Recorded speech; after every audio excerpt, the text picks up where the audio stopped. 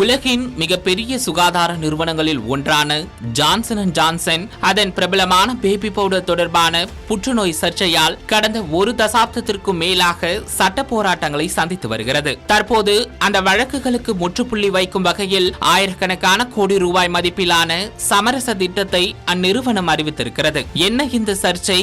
ஏன் ஆயிரக்கணக்கானோர் நீதிமன்றத்தை நாடினர்? தற்போது என்ன நடந்துள்ளது என்பதை இந்த காணொளியில் பார்க்கலாம்.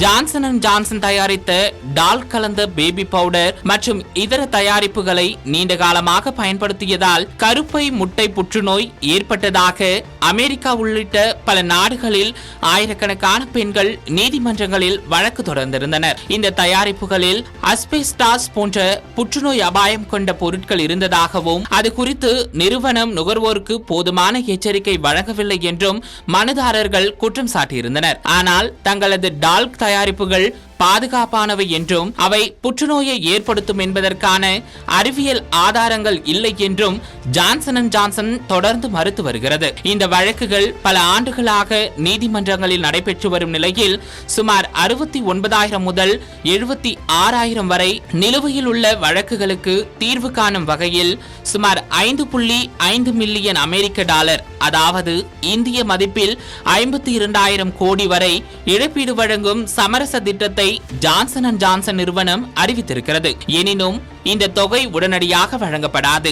வழக்குதாரர்களில் குறைந்தது 95% பேர் இந்த சமரசத்தை ஏற்க வேண்டும்.